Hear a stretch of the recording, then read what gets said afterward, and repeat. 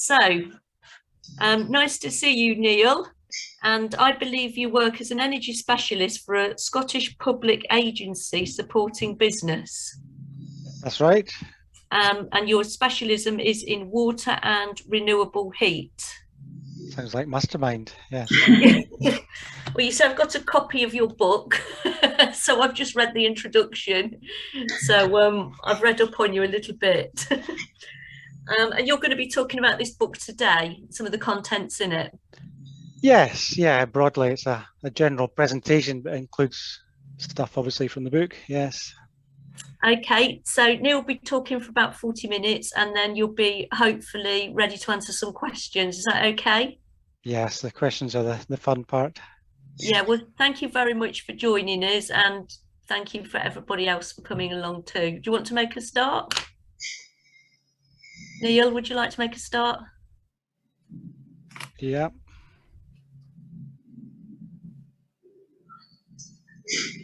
Now, can somebody confirm they can see my screen? Yes. Yeah. Good. So yes, I'll talk for 30 minutes. And I think it's easiest if questions are left to the end, if that's okay. So yeah, just by way of background, Neil Kitching, as you said, energy and water specialist working for Scottish Enterprise. That's the economic development agency for lowland Scotland. So there to support businesses with innovation and growth. But I wrote this book, Carbon Choices, independently from my work, so it's nothing to do with my employer. And I really wrote it due to a frustration that you know, people just didn't seem to be getting the climate message. People didn't seem to be aware of it. Of course, there's been a bit of a sea change in the last 2 years. I can't claim my book has been the sole cause of that, but I think it came out at a good time. And if anybody wants to look further, have a look at my website. It's down there at the bottom right, www.carbon choices. I'm doing quite a few short blogs now, and I think if anybody's interested, please have a look at that.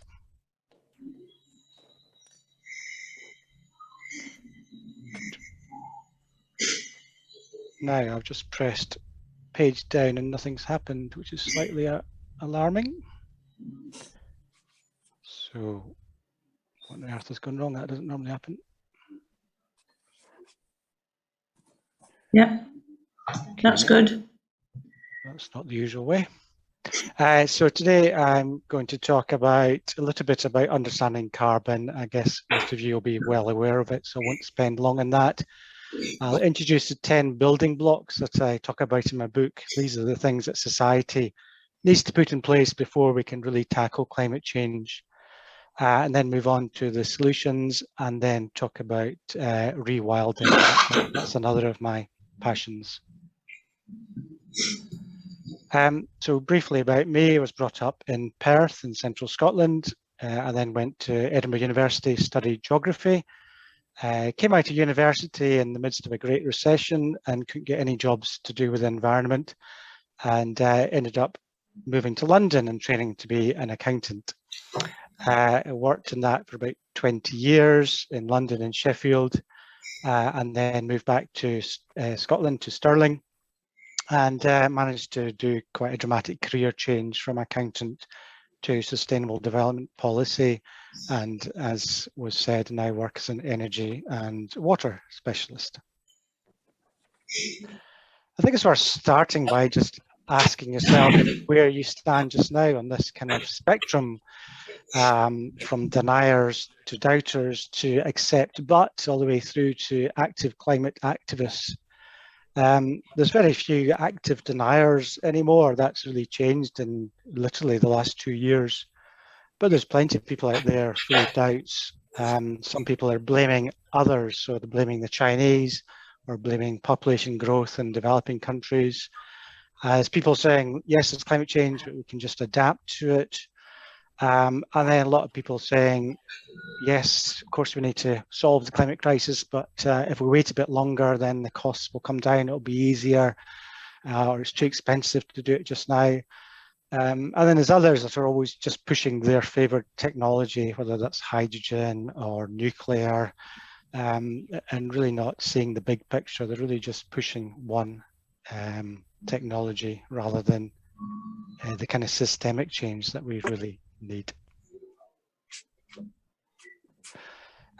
So to understand carbon, the humans are emitting 40 billion tons of this invisible gas into the atmosphere each year. 40 billion is a mind-bogglingly large figure. 1 ton would fill a hot air balloon. But I use the bathtub as an analogy. So we're pouring 40 billion tons of water into this bath each year. And you can see if we carry on at this rate, we're heading for catastrophic floods and disasters very soon. So it's not a matter of cutting this 40 billion tons. It's actually a matter of draining away some of the water. So we actually need to dramatically cut the 40 billion down to a very small number and pull the bath plug out so that the water drains away faster than it's pouring in.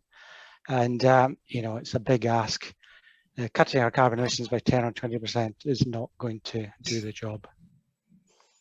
It's also worth thinking about the average emissions of a British citizen.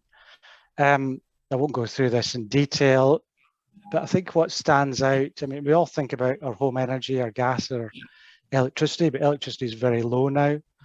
We're obviously well aware of our travel by car, by train.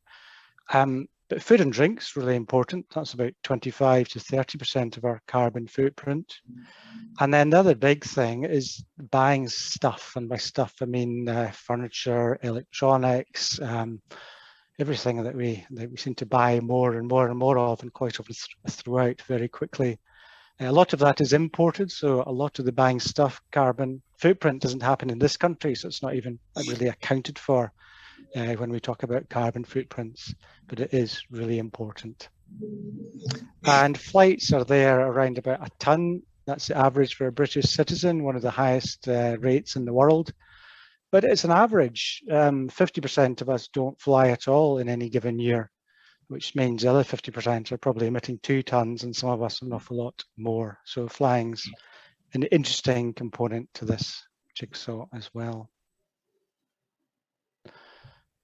So the human impact on the planet, a very simple formula of population times consumption times carbon intensity or resource efficiency times the amount of land used.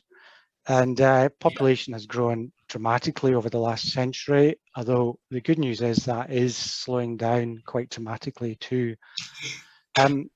What's increased faster than population growth and is continuing to increase is our rate of consumption. And to me, it's consumption is the big problem here. It may have slowed down in our country, but it's accelerating in the developing world. Carbon intensity is resource efficiency. The good news is that's been steadily improving over the last century, so that's good news. And then the amount of land used to produce all the goods and services that we need and our food. Unfortunately, we're still using more and more land, so we're still chopping down the rainforests. The picture at the bottom left there I took in Spain. That's a limestone quarry to produce cement. That was actually a small quarry. There was far bigger ones that I didn't manage to get photographs of. And it's just something we don't always think of, but our need for aggregates and cement and concrete, you know, all these things drive further destruction. I won't dwell on this slide. Fossil fuels, as you know, coal, oil and gas, kerosene for airplanes. We burn just an awful lot of it. Agriculture, maybe 30% of our carbon footprint. So there's carbon dioxide from farm machinery. There's methane primarily from belching from cows and sheep. And then there's nitrous oxide, and some of that comes off manure, again from cows, but also nitrous oxide from the use of fertilizers. So fertilizers are a very carbon intensive material that we use. Just dwelling on food briefly, I show this graph really to show the disproportionate impact of beef, but also dairy products on our carbon footprint. Now, these are global averages. So to be fair, a British farmer might have, say, half of that figure, because they are much more productive on rain-fed grass compared with perhaps cattle raised in the Brazilian rainforest. But even if you half that figure, it's still a very high number.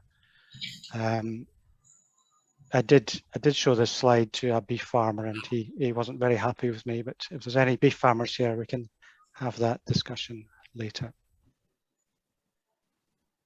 So on top of fossil fuels, the four elephants in the room, the things we don't always talk about, concrete and cement I've mentioned, refrigeration and cooling, again, a bit of a double whammy because there's energy used to cool things down, but there's also the refrigerants in fridges, and some of them are very powerful greenhouse gases. The Easter eggs are just showing our mass consumption, not all of which is very good for us, and the cattle I've already mentioned. We don't just have a climate crisis, we also have a nature crisis, and to some extent they're intertwined. And nature loss has been driven firstly by intensive agriculture. That's really drives out almost all other nature, especially with all the pesticides and fertilizers used. And then we have grazing, whether that's cattle and sheep, or picture here in Scotland is where the deer have devastated all the woodland. You're just left with bare hillsides. Bottom left there's a giant hogweed, so we have a huge problem with an invasive species. Wherever you live, if you look around about, though, you'll have a problem with invasive species, and these things are completely out of control. And then climate change itself is also going to have an increasing impact on nature. The ptarmigan there is just a bird that's camouflaged in the winter, it turns white. But as our seasons change, the ptarmigan is going to be out of sync with the new seasons. And our climate is very sensitive. So the top two pictures are from Greenland, showing current day glaciation. Bottom two are from Scotland, showing the same glaciation that happened just 10,000 years ago, when the temperature was 5 degrees centigrade colder. So absolutely massive change in 5 degrees, and sea levels have changed by over 100 meters in that period as well. Now we're heading towards a 2-degree warmer future, perhaps far more. So you can just imagine equally catastrophic changes. And the climate is sensitive. Small changes can then magnify through various effects. Things like methane being released from the permafrost. There's lots of other feedbacks that just make the climate far more sensitive than what we might imagine. And again, don't really need to dwell on this, but the effects of climate change you've already seen, more droughts, more fires, more flooding, more damage to infrastructure. On top of that, there'll be problems with pests and diseases, invasive species, and of course, all of these have knock-on impacts on humans, and refugees is probably one of the more scary aspects of future climate change. So moving on, I think it's very difficult for us as individuals to tackle climate change. We can do our little bit, and we all should do our little bit, but that makes very little difference in a population of 7 billion people. So to me, we've got to get these building blocks right first. And I've got a slide in each of these, so I won't run through them right just now. But the picture of the cigarettes is really to demonstrate that we've tackled smoking as a society over the last 30 years, and we've done that very successfully. But it's taken 30 years. It's taken strong taxation. It's taken incredible regulations, which have ramped up over the time, smoking ban in pubs, banning on advertising, banning sponsorships, you name it. There's been so many new regulations around smoking. And of course, huge levels of education and NHS help to help people to quit smoking. But fundamentally, number 8 there's been a behaviour change. The peer pressure to smoke has gone, and that's been replaced almost a negative peer pressure, more of a pressure not to smoke. Now we need the same to happen for us to tackle climate change. We need peer pressure to stop us burning carbon. So thinking about these 10 aspects, first one, think long term. The Parliament building there, just 5-year politicians aren't very good at thinking long term.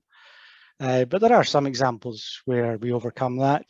And the 2 products at the bottom left, just products that I've bought that came with a lifetime guarantee, which is quite unusual, but what it means is the manufacturer has confidence in the product they're selling. It means that it's built to a quality standard, and so that's much better for the environment and also for the consumer, even if you have to pay a little bit more upfront. Economics is clearly important. The government can use taxes to a great extent. The plastic bag charge was 5p, and yet it led to a result of a 90% drop in the use of single-use plastic bags. So a very small tax had a disproportionate impact. Same with the sugar tax and Coca-Cola. All that happened is the manufacturers reformulated their drinks to be slightly healthier. The consumer doesn't even pay the tax, but it's had a desired impact. The government can play around with fuel taxes, but just kind of message, the bricks at the bottom right were in a skip in my street. They were unused, but they're so cheap that, you know, the builders are quite comfortable to throw them out without them even being used, which is really suggests there's something wrong with our economic system. Sensible regulations is extremely important. The one picture on the left is from my local park. I don't think these are sensible regulations. I don't think anybody reads them. But the Energy Efficiency Directive from the EU, that was very effective. It forced the manufacturers to label all our large household appliances. They immediately overnight managed to label everything as A-rated, even though they argued a year earlier that was impossible. And after a couple of years, the European Union very sensibly toughened it up to introduce A+, A++. So I think that demonstrates that regulations are important, but they need to be sensibly designed and they need to be constantly reviewed. Design is very important, whether it's the design of our urban places, so the concrete multi-storey car park is maybe not the sort of placemaking that I like. Design of products is very important. The pen at the bottom right is just a pen I got for free, took it to bits. You can see all the different parts in that one pen, completely unrecyclable, no thought for the future. Packaging at the left is from a barbecue that I bought at B&Q. B&Q claimed to have strong green credentials, but I think it was rather over packaged. So I think product design is very important. We do need innovation. Some people say that we could cut our carbon emissions to 0 overnight. I really don't think that's possible. So the telephone box just shows how fast innovation has taken place. Same with the light bulbs. We've moved from 60 watt to 15 watt to 5 watt, all in the matter of 10 years. And the bottom right is using these LEDs for indoor or vertical farming. Slightly controversial, but the indoor farming is extremely productive. You can get 6 crops a year rather than 1 or 2 outdoors. Things grow to very tight specifications that supermarkets, of course, love. There's no fertilizer required, there's no pesticides, there's no insecticides required, so there's environmental benefits, and there's no wasted water. So I think there's going to be a revolution in agriculture over the coming years. Clearly, we need lots of investment, whether that's solar panels, whether it's heat pumps, whether it's new rail infrastructure and electrification of the railways. And unfortunately, we also need infrastructure to adapt to climate change. So the bottom right is just a picture of a new flood defence scheme near where I live. And jobs and education, the lighthouse and the coal power station, I don't know if you can see the connection, but lighthouse keepers all lost their jobs over a period of 10 years due to new technology, completely unexpected. And the same with the coal power stations. Obviously, there's been huge job losses there. But I don't think that's anything to worry about. There's new jobs being created in the low carbon economy. So retraining is required, but overall, I don't see any loss of jobs. Bottom left's a picture of my son's graduation. He studied politics for 4 years and never touched upon climate change in the curriculum, which I find astounding in this day and age. You know, climate change politics is all intermingled, but you know, if you think about COP26, that's just pure raw politics. So there's still something wrong with our education system. And that education system needs to be throughout, all the way from nursery all the way through secondary school and beyond. And consumption, we import so much, which causes losses in the tropical rainforests. I go into my local supermarket and I'm overwhelmed by the choice of margarines, but it's all about brand. It's not a brand and price. I want to buy the most environmentally friendly margarine, but there's no product label information to tell me what's environmentally friendly. So I'd like to see carbon footprints, perhaps compulsory on all major products sold by supermarkets. And consumption, well, the menu to the right is just encouraging people to eat all you can, eat as much meat as you can in 45 minutes. And really, I find that quite appalling. And communities, I think they're a very important part of this picture. Top left is some of the new community gardens in Dunblane where I live. Bottom left is a work party tackling the spread of rhododendrons, a very invasive species where I live. Bottom right is a new shop in Dunblane called Way Ahead, which is a plastic-free shop, which is great. And the top right is in the Okavango Delta in Botswana. What I liked about that is the tourism was owned by the local people. They ran it, they got the money from it, and they then have a vested interest to look after the environment, and some of the money goes back into schools and education. And sadly, that's quite unusual. Most tourism is owned by big multinational companies, which doesn't necessarily bring the same local and community benefits. And finally, the last of my 10 is resource efficiency. Maybe this should have come first, but resource efficiency is always a good thing, whether it's insulation, whether it's changing all the street lights to LEDs, whether it's just simple things like having shorter showers. So resource efficiency is great, but there are limits to it. You always need a certain amount of energy in order, say, to boil a kettle for a cup of tea. So moving on quickly, the solutions to climate change, is it government, is it individuals, is it business? Well, pretty obvious to me that it's all three, and all three need to work together. The key thing is that government needs to set regulations on business, and business can then drive the change within that regulated environment. And communities have a role to influence business and to influence government. So government taxes and regulations I've already mentioned. I think we need more taxes in certain areas, and that shouldn't be a tax rising call. I mean, that just means we could cut other taxes. So we could increase taxes on consumption and decrease income tax, for example. And I think that's a message that gets lost. Sometimes people just think that it's a tax raising agenda where it isn't. I've already mentioned regulations. If we had a regulation that all, say, large electronic appliances had to come with a 10-year guarantee, that would really drive dramatic change. Manufacturers would build better quality products. There would be repair services, there would be reuse services, and it would be better for us. We wouldn't, things would last better. There'd be repairable. We wouldn't need to take things to the tip and get rid of them. So I just think that'd be better all round. And carbon footprint labeling I mentioned earlier, I think that should be compulsory on common products. and we need regulations to drive us away from burning gas towards heat pumps or whatever other low carbon heat sources we're going to use.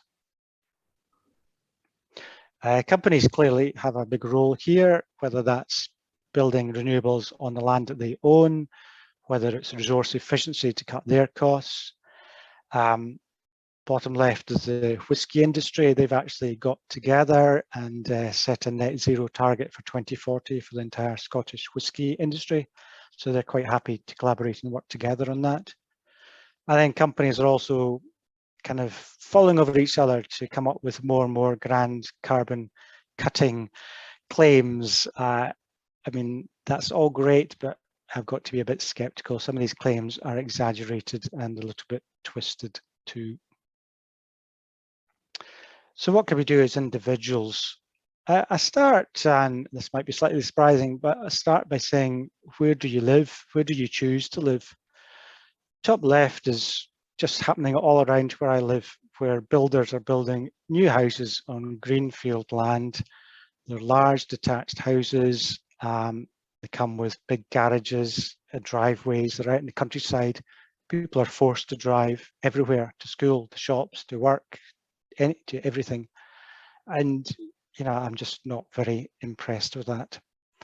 So the top right is a village that's been built in much more sustainable lines. You can see clearly the solar panels, they're built of wood. There's high insulation standards. There's a lot of greenery at the front. I don't know if you spotted, there's no driveways, there's no garages. So this is critical. It's not that these people don't have cars. So standing behind me, there are cars parked, but you have to walk the last 50 meters to the house. And that makes a big difference. It opens up community space, allows children to play, it allows older people to meet outside. And I just think that's a much better way to live. But, you know, this isn't typical in Scotland. This is the only place I could find this anywhere. And the bottom right, this isn't a new concept. This is Avoriaz in France, wooden tower blocks built in a car-free town in the 1970s. So these things are possible. Food's a very complicated area, partly because there's no carbon labels, so we can't tell what the carbon footprint of what we buy is. Clearly, meats tend to be high, and dairy products tend to be high. Fruit and vegetables tend to be low. Things like oats tend to be low, but you know, these can get very complicated depending on where they've been transported, how much fertilizer has been used, all sorts of factors.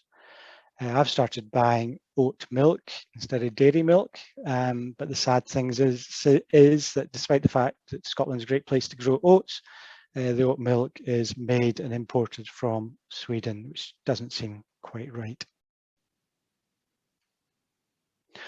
And then our travel choices are important. So where we live influences how much we need to travel, but then if you are traveling, you have choices.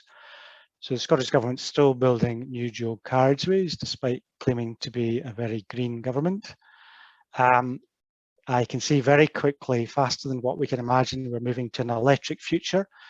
So bottom right is a new electric solar-powered car station near Stirling. And then railways are being electrified as well. But we have to remember that far more people travel by bus than by train. And there's still a bit of a debate as to whether they'll be powered by hydrogen or by electric. And then what hobbies we choose to do is quite important. But to some extent, it's not what hobbies we do, it's where we choose to do them.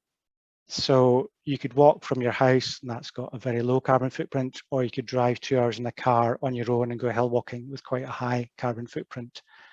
Same with the football, you could play football with your friends in the local park, quite a low footprint, or you could follow a Premier League team around Europe with a very high footprint. And Santa's office there, well, pre-COVID, there was loads and loads of adverts for taking your kids on a day trip to Lapland, which clearly wasn't a very green thing to do. But, you know, that's the kind of consumerist society that we are in.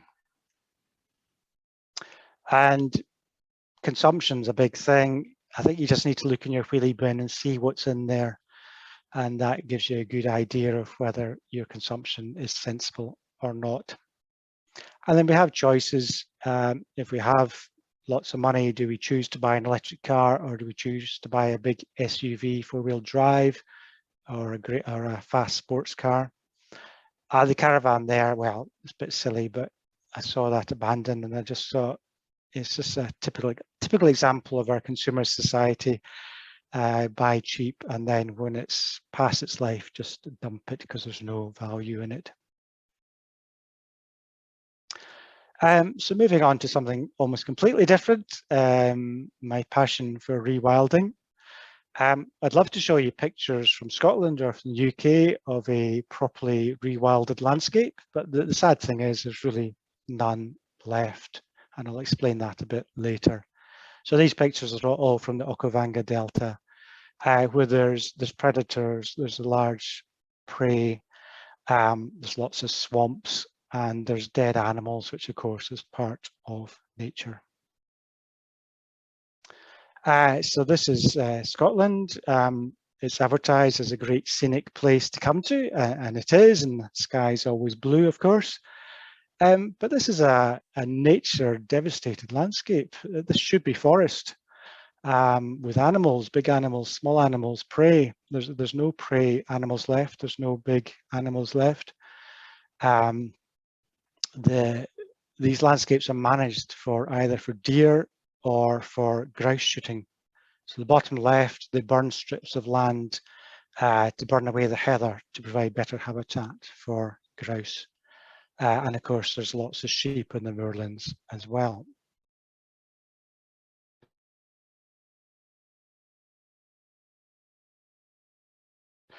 Native trees, again, I'd love to show you a picture of a proper tree line where the trees get smaller and further apart as you go further up the mountain, but it doesn't exist in our country. So this picture is from Lapland. And rewilding is also about lots of wetland. We've drained, I read, 90% of our wetlands, which is really quite phenomenal. The top left there is a raised bog. So it's a special type of bog where the water just comes from rainfall. And under that, there's 1 million tons of carbon locked away in the soil. But we've destroyed most of these bogs. And in fact, we're still cutting some away in order to provide peat for horticulture. And then our rivers, most of our rivers have been straightened, they've been canalized, they've been drained, there's bridges, there's culverts, which aren't very good for the fish crossing, there's new weirs and dams. The picture at the bottom right is a kind of more natural looking, twisting, meandering river, but of course, that's not natural. There should be trees in there too, and they're completely absent from that landscape. The trees are important because without the trees, the sunshine heats up the water, and that's actually affecting the salmon that don't like the warm temperatures.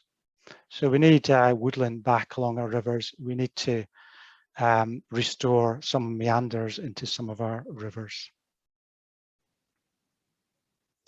And then our peatlands. This seems to be fairly new research, but most of the peatlands in the north of England and in Scotland and the southern uplands are actually eroding. There seems to be various reasons for this, but some of it's down to overgrazing. The fact they're eroding and decaying means that the carbon that's been locked away in them is actually being released back into the atmosphere. And once they start eroding, it's very fragile. So they start eroding faster and faster, and then they aren't very good for the fish downstream. So there's a lot of work required in order just to restore some of this, and not so much to capture the carbon, but to actually stop the carbon from being released in the first place. So a properly rewilded landscape requires heavy prey. So humans have got rid of all the animals that used to live here, but horses, the deer, wild boar and cattle can all do the job. And you need a mixture because each of them grazes in a different way and eats different plants. And the pigs, for example, churn up the soil, and that's really good because that creates clearings. A proper rewilded landscape wouldn't just be wall-to-wall trees, there'd be clearings, there'd be lots of bogland, and so there'd be a real mosaic of landscapes. And then to keep all of them in control, of course, you need prey. And again, humans have wiped out all the large prey in our country. I didn't have any pictures of wolves, so the top left is husky from Greenland, and then a cheetah from Africa. We used to have bears in our country, and well, the T-Rex, I thought that was quite a special photograph. I managed to get that in our local woods. So we need to bring back these animals, including, I think, the T-Rex. But seriously, it's quite difficult to bring back these animals. So the wolf, for example, would not be compatible with sheep farmers. And so there'd just be, if we did bring back the wolf, there'd be just an ongoing conflict between those two bodies, and that could be really tricky in practice. So nearly there. To summarize rewilding, we do need to plant more trees, but it's not just about trees. It's really about trees and the animals together. You can see at the bottom left, all you need to do is stick up a fence and the trees return quite quickly to the Scottish Highlands. But as I say, that's not enough to rewild the countryside. So it's good to reintroduce animals where possible, animals that used to live here. So the red kite's been reintroduced, and then the beaver. Beavers are spreading very rapidly around where I live, by accident, not by design. Some of the farmers aren't very pleased, but the beavers are really good at creating new habitats. They build dams, they cut down trees, but these trees resprout, and again it creates a new mosaic of landscapes, which is then good for all the insects. And if it's good for the insects, it's good for the birds. So there's all these knock-on effects, and also they create new waterways which are good for fish. So fishermen are actually quite happy with the beavers. So that's been a bit of a mixed talk. There's been a bit of doom and gloom in there and a bit of positive things. But a key message I'd like to give, and I wrote a blog on this called Climate Optimism. I think all the things I'm suggesting have multiple benefits. It's not just one benefit. So I'd much rather my electricity comes from wind power rather than from coal. If you can think about all the industrial accidents from coal, if you can think about acid rain, coal has so many bad effects. The swing, I remind you, came with a lifetime guarantee, and to me that's better for me. It's longer lasting, so it's a better quality product, so that's good for everybody and much better for the environment. Electric vehicles, they're not a panacea because of the batteries, but they're clearly much better than burning oil. So that's a much better future. The raspberry, just demonstrating that a low carbon diet can also be a very healthy diet. In fact, I would say there's a very strong correlation between a healthy diet and a low carbon diet. Not precise, but a strong correlation. So I think we should be pushing out the health message as strongly as the low carbon message. Bottom right is a house in the village that I liked. I just think that's a much nicer place to live. Children there can walk to school. They're not driven in a private car to school. There's facilities for cycling. So so many advantages in living that way, and the house is well insulated, so you don't need to burn lots of gas. In fact, this house will be heated by a heat pump in any case. So you don't need to rely on gas, which might be imported from unstable parts of the world. Rewilding, I think, has got multiple benefits, good for our mental health, good for children to get out and play in the countryside, all sorts of benefits from that. And the top pictures there, these are shared bikes that you can use. And again, you know, it's just a great scheme. that is good for everybody. And with the bikes, there's more cycle lanes, there's fewer cars, and becomes more attractive to live in cities. So then less pressure on people to move out of cities and further out into suburbs and into the countryside. So I'll bring that to a close. Obviously, I'm not particularly here for a sales pitch, but if anybody wants to buy Carbon Choices, you're more than welcome. It's on Amazon or Kindle, or if you want a signed copy, then I can post one out to you. I'm also always pleased if people want to follow me on Twitter, Instagram, or Facebook. And as I mentioned earlier, I've been writing a series of blogs. Latest one, rather tongue-in-cheek, on how to double your carbon footprint. And somebody said today that that was the scariest blog they'd ever read. So I don't know if that's a good reason to read it or not. So I'll close there and try and stop sharing, and hopefully get a good question and answer session.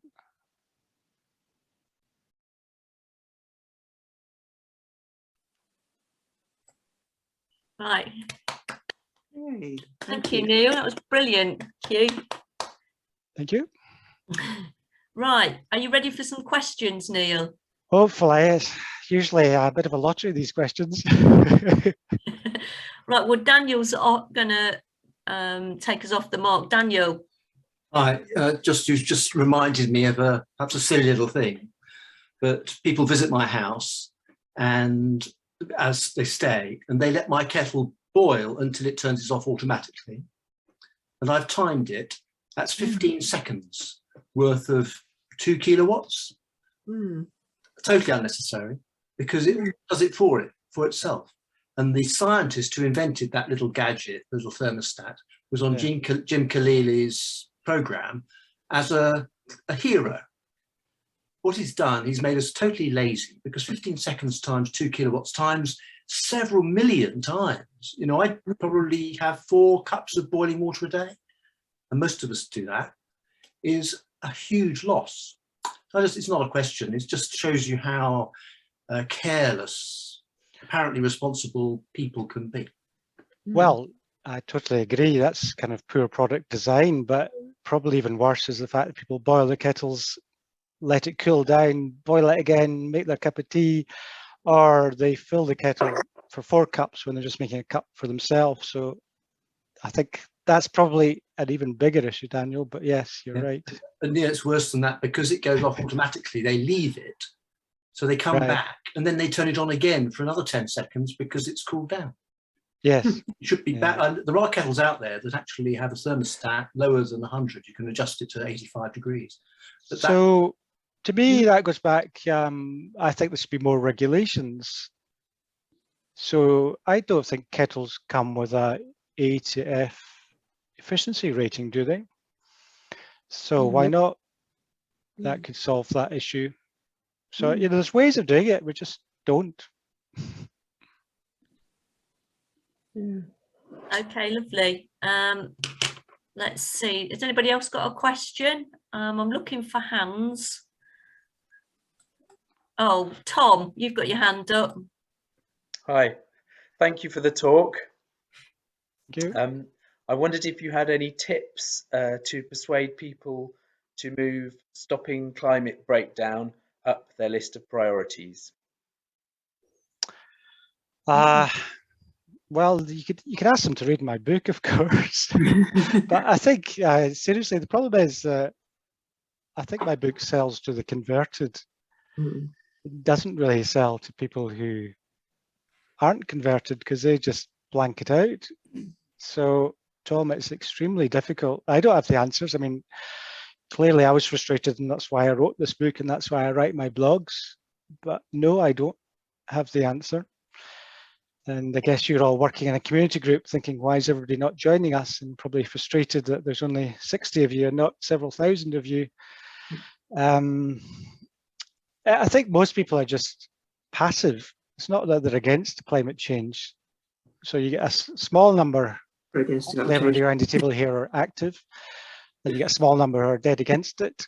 And you get the mass majority in the middle And so you need to persuade the politicians that there's votes in it.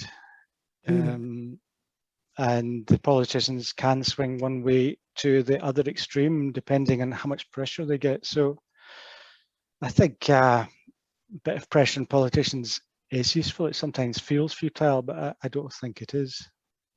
But no, I mean, I can open this up to other people in the room if they want. They might have a better answer than me, Tom. Okay, thank you very much. Thanks, Tom. Right, who's next then? Oh, Roz, you've got virtual hand up. Yeah, thanks. Yeah, thank you, Neil. You spoke about your suggestion about putting the carbon footprint on all products. That sounds like an incredibly good idea, but it also sounds like a very complicated idea, especially if you've got things, I don't know, like electronics that, you know, have thousands of different parts. Have you got any ideas about how that would be done? Well, yes, there's an industry out there of consultants telling you how to do it. So yes, it is potentially quite expensive. I think it's a matter of, like all these regulations, you start with the big wins. So the Energy Efficiency Directive didn't target kettles. Maybe it should have, but it targeted our washing machines and our tumble dryers and our fridge freezers, because they were the big energy users in the home. So carbon labelling, I would start with the common products that supermarkets sell. So the onus is on the supermarkets, not the small corner shop. So maybe products like milk, and yeah, maybe any product, I'm making this up, but any product that supermarket sells more than 1 million of in a year, that'd be a nice easy thing. And these big companies can afford the consultants to do the footprinting. And the first time you do a footprint, it's very difficult, but as long as information is shared, it becomes increasingly easy to do, because at the end of the day, you tend to be needing the same data. So you want to know how much carbon is emitted from a kilogram of palm oil. So if somebody could work that out on average, then that could all be shared. I suppose the difficulty is that palm oil from one country might be very different from palm oil from another country. So I do admit it is complicated, but possibly open to abuse as well, isn't it? If there's a company that want to give the impression that their things are of lower carbon footprint, then all marketing is open to abuse. Yes. Yes. It's not an easy one, but I think it's important, because when I go to supermarket, and I'm quite knowledgeable, but I don't know whether my apple is better than my banana, and that might depend on the time of year. You've got no idea. So you could simplify all the way down to some sort of traffic light system, which could be a starting point. And I think the Co-op are planning to introduce that. So steps are heading in that direction. But yes, how can we expect consumers to make sensible choices if they've got no idea? It's just not possible. Okay, thanks for that then. John, you've got your hand up. Thank you. Could we start with carbon footprint labellings for big things that have got a big carbon footprint? I mean, it is known what sort of carbon footprint various sorts of new cars have got. Now, could it not be made the rule that when you sell a new car of any particular size or brand, the carbon footprint embedded in the make of that car, as opposed to the petrol, should actually be available at the time you buy the car? Yes, I'd agree with that. as you say, we know the carbon footprint in use, but not the embedded. And so many people are buying. Somebody here will have one, so I'm going to annoy somebody, but somebody's probably bought an electric SUV, and it's probably got a huge embedded carbon footprint because of the weight, because of the rubber in the tires, because of the battery. These things can weigh, you know, 1.5 tons or something. So yes, I would start with the big things. That's the best way to proceed. Oh, right, thank you. Michael, you've got your hand up. Yes, hello. Yes, I read very disturbing news the other day that ancient woodland in countries like Romania are being cut down to make wood chips for power stations. You know, now that coal has been abolished, you know, the price of wood has gone up and up and up. I mean, is there any fuel that isn't environmentally destructive? And do you think the only answer is a massive reduction of the human population so that we really use less? Or fusion, of course, but that looks still a long way off. Yes, I noticed they doubled fusion the other day from 10 seconds to 15 seconds or something, so there's still a long way off. Well, your population thing, I tried to address that earlier. I think our excessive consumption is the big problem. I think if we all consumed sensibly, we could feed, clothe and house 10 billion people. But you know, the richer we are, the more carbon we emit. That seems to be a sad reality. You might think if you're richer, you would buy an electric car, you'd buy a heat pump, but the reality is you'd probably go on a long haul holiday to South America. You'd buy a second car or a private jet or, you know, something ridiculous. And that's just the way our society seems to be. So it's just consumption. I'm not saying we should need to stop consuming and necessarily lower our lifestyle. There's the whole resource efficiency, there's the circular economy. You can rent things rather than buy them. You can share things. You can have experiences that are lower carbon. We need to make these popular and more aspirational, and, you know, not showing off the latest gadgets that we've bought. It's complicated because you're into, you know, is this an anti-capitalist crusade? And that's not necessarily very popular. I mean, I've been brought up in a capitalist society and kind of assume it's the right thing, but it just gets very complicated when you get into those economics. But going back to your population versus consumption, I mean, your average Briton emits more than 100 times the carbon emissions of somebody born in Malawi. So it's a bit cheeky, I think, to blame the Malawians for having children because they haven't caused our climate crisis. It's affluence that has. And of course, the Chinese are following our example, and other countries are following our example. But it's ridiculous. You know, Americans emit double what we do. I'm not sure the quality of life's any better than ours. So we need to break this idea that you need a bigger house in the suburbs and you need 2 or 3 cars. We need to make our cities attractive and our towns attractive so people want to live there. At the moment, still the opposite is happening, and we're still building out of town greenfield sites. I've got a bee in my bonnet about that. I just think that's not sustainable. If people live out of town, then public transport isn't economic. So there's so many knock-on impacts. So back to your wood chips, yeah, I mean, that sounds like a crazy idea. Probably driven by renewable subsidies. So again, the government can intervene and change that. We've got so many choices, we've got so many levers. What's happening? Yes, and to begin with, What's this noise? We have so many levers to play with, but we're not. I don't particularly want to pick on the UK government. I could pick in any government, but the frozen fuel tax for 10 years now, that's hardly encouraging the move to electric cars. The tax, let me get this right, electricity quite highly and virtually no taxes on gas. So if you want to encourage people to buy heat pumps, that's just all wrong. We need to tax gas and not tax electricity.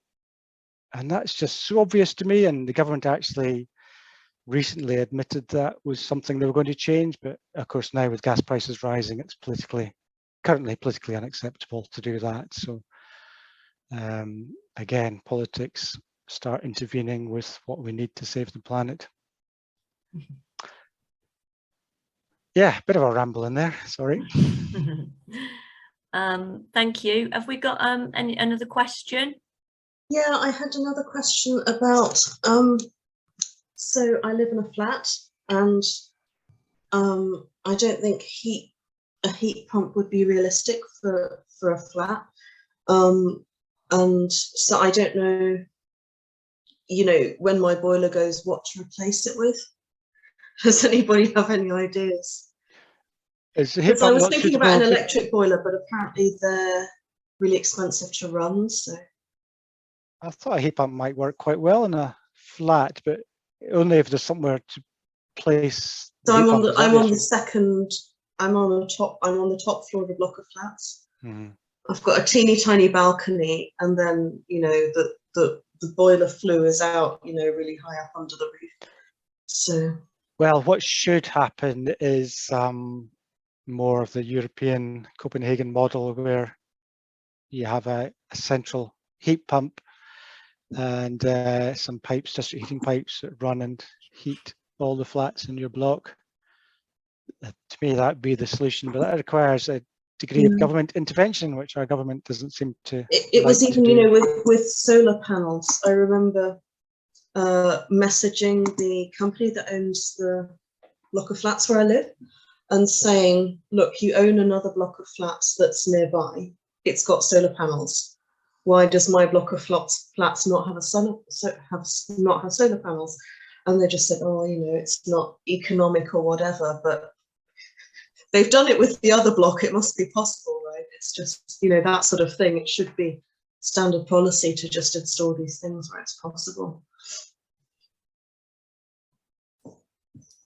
Yeah, no, heating is really difficult.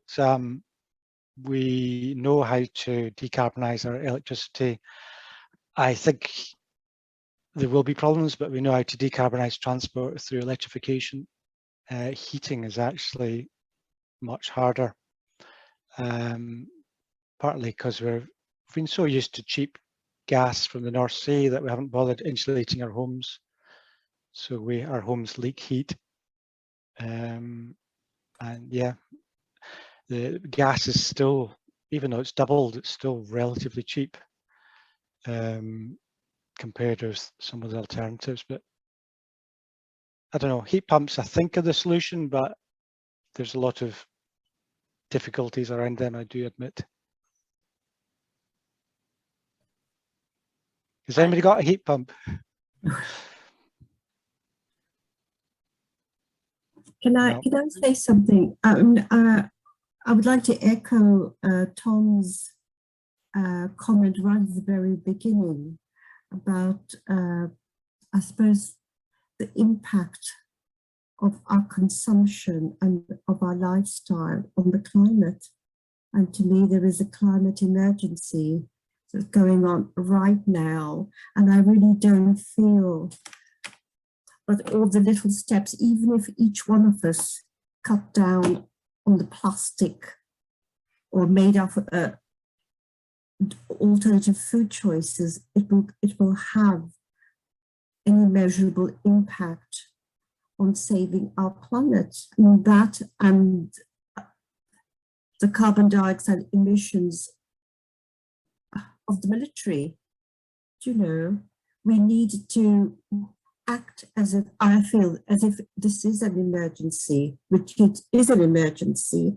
And it's really great to see 28, 30 people who are interested in carbon cutting. But I think we need to act faster, act now, as if our house is on fire, as Greta Thunberg said. You know, we need to act, because unless we act right now, it will be too little, too late, you know. And we can do so much more by calling on our government and demanding change. I mean, for example, if every new house that was built to passive house standards, you know, bring in regulations like that, you know. There is the banks investing in fossil fuels, you know, we need to do something about that. Anyway, I've said my bit. Extinction Rebellion are planning their next series of actions in April. We can each do our bit locally, you know, just to draw people's attentions. I mean, Neil, your very, very first slide, when you had an arrow pointing to why, I mean, people's, I suppose, response, right at the very beginning, I just feel there are so many people whose lives are, I suppose, so impoverished, who are fighting to survive. They are just so unaware of the climate. I mean, they are, all they want is food on their plates, you know. And then there's a whole bunch of people, and I think my children are amongst them, who can't be bothered, you know. They're not bothered there. They know about the climate emergency, but it's not going to happen to them, you know. It's something that's going to happen in the future. But please, I'm so pleased that 30 of us have turned up. Let's do a lot more. Thank you. Well said. Yes. Couldn't say it better. Yeah. Right. Have we got any more questions? Trying to keep track of both screens. I can't see anybody with their hand up at the moment. Neil, I wanted to talk about refrigerants. You said they're a problem. What's the solution to those? Regulation. ban the things that are bad. Yeah. So do you think a lot of the fridges that are made now were still made with environmentally unsound chemicals? No, I'm not sure the current situation, to be honest. Until recently, they were still containing.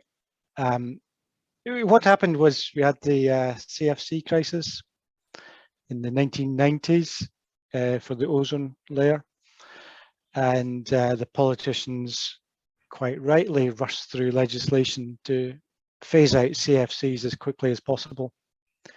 The unfortunate side effect was they brought in a lot of new refrigerants and other chemicals that, okay, they didn't destroy the ozone layer, but they were dreadful for greenhouse gases. So now they're gradually introducing regulations globally to phase these out, but you know, some of them are going to be phased out in 2030 in developing countries, and even later in developing countries. It's just scandalous. I mean, they should be phased out next year. Give the manufacturers a year to solve it. And every time you suggest a new regulation, the industry's up in arms. I work in business, and as soon as it becomes a regulation, it focuses minds, and things can change very quickly. So yeah, phase them out quickly. You can retrieve the gases from old fridges as long as they're not dumped somewhere in the countryside. But it'd be much more effective if these gases weren't put in the first place. But yeah, I'm sorry, I'm not entirely up to date with the regulations, so don't quote me too much on this. Okay. Anybody else? Oh, right, we've got Daniel and Tom. So Daniel, would you like to go first? Just again, a provocation about PV. There was a webinar held by a house builder who's going to start to build 350 houses in Abingdon. And regulation. He said some of these will have permission that will enable us to build by the current building regs, and only some of them then will be affected by later building regs. So a responsible house builder has decided to build to the lower standard whenever they can. He said he wasn't going to install air source heat pumps until he found them to be reliable, which he's now confident, but he's only going to install them in some of the houses. And he's only going to install some PV. It just seems to be, he can't be called a responsible house builder if they build to the lowest possible standard. It's just extraordinary. That's happening in 2022, as Mina says, no acknowledgement of the urgency. It's none of that surprises me. You need tighter regulations. You get these new houses with one solar panel on them, and you think, why is there this huge roof with one solar panel on? But they needed the one solar panel in order to tick a box when they were doing the planning permission. Obviously, the whole roof should be covered in solar panels, but they're not being forced to. So the builders will build the lowest cost. Can you blame them? It's tricky. You might like to think they would do the right thing, but you know, it's extraordinary to me that builders are still building new houses with gas central heating, when even Boris has said we need to stop using gas by 2030. So we're basically putting in gas and we're going to have to rip it out in 7-8 years' time. It's just nonsense. But our regulations haven't caught up with reality. I think every roof should have solar PV on it. Yeah, so many things, and these, you know, it'd be good for society. That these aren't things that would be a problem. I've got a wee story about myself. I built a house extension, or sorry, I didn't build it. I paid for a house extension in my house 20 years ago, Daniel, and the architect said, oh, it's good, Neil, there's new building regulations coming in, but we can get this in before the new building regulations come in. And that was just his attitude, which came across to me. And I did ask about the new building regulations, and he said, oh, don't go there, it'll be more expensive, the builders won't know what they're doing.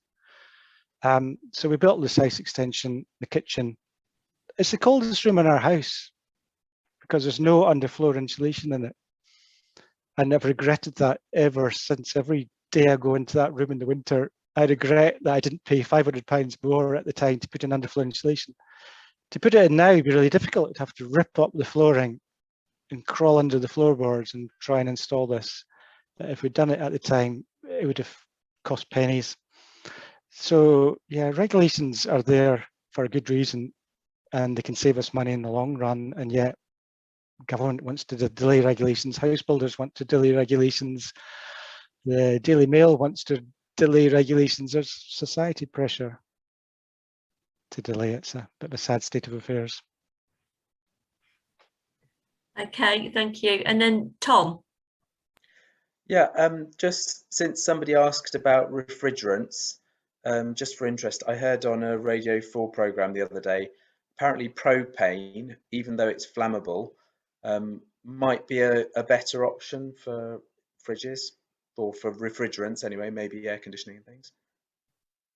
It's banned at the moment, I think, in most countries, but apparently it might not be that much of a risk, and it might, because it's more environmentally friendly, it might be a better option. There you go. That's what I heard. Thank you. Okay. Right then. Is there anybody else before we wind up? Can't. Oh, Nina, you were saying all the little things that we did wouldn't make that much of a difference, but if there's millions and millions of people all doing the little things, it does. So we all, as many of us as can, have to do as much as we can. So, and I agree, it includes writing to your MP, it includes lobbying the government, it includes signing all the petitions you can, and talking to everybody, and I hear what you're saying, as well as doing things. Yes, no, I think it's what I meant to say was that turning your electric light switches off switching from plastic bags to cloth bags isn't in the long, I mean, it will make you feel good, but if you're thinking about how can you be more effective, Dorothy, and I agree with you, lobbying the government, changing where you bank, look at where your pensions are. That is where the difference is. And cutting down on long haul flights, you know, not cutting down, I mean, just taking flights, yeah. You know, stuff like that, you know, and making your neighbours aware. I mean, I'm pleased there are 30 of us here. Let's all do something. So we can all do our bit, and we all should do our bit, but you're not going to save the planet by doing your bit, because there's 7-8 billion other people. If you want to change things, you need a new tax like the plastic bag charge, which you might have been reusing bags, but millions of other people weren't, and you were never going to persuade them not to until the 5p charge came in. And the same with the light bulbs. I bought LED bulbs early, but my parents refused to, my sister refused to, even though I told them about them and told them that they were better and more cost effective. It wasn't until the government banned incandescent light bulbs that they changed over.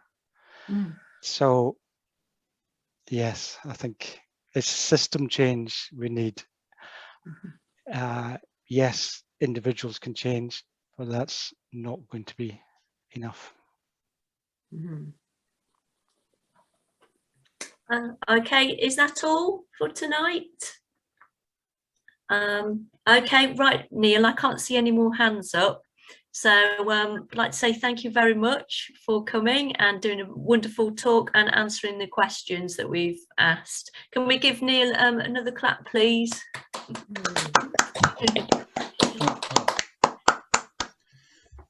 Thank you. Right. Thank you, everybody, and good night. Good night. Good night. Thank you.